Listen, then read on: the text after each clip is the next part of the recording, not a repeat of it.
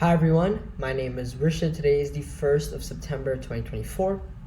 I'll be going over week 35's results for the SPY front testing strategy on the day open, previous day close strategy.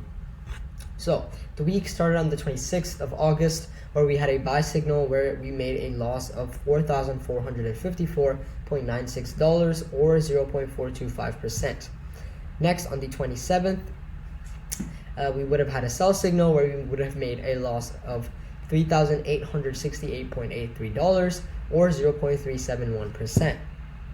On the 28th, we would have had a sell signal where we would have actually made a profit of $5,400.96 or 0.515%.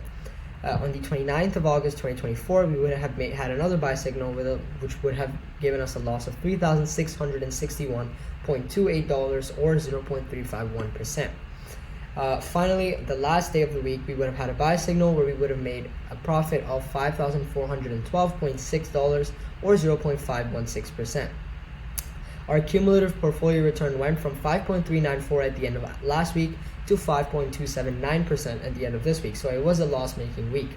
And comparatively, our alpha went from minus 11.52 to minus 11.917%. So we had a decrease in alpha of around 0.4%.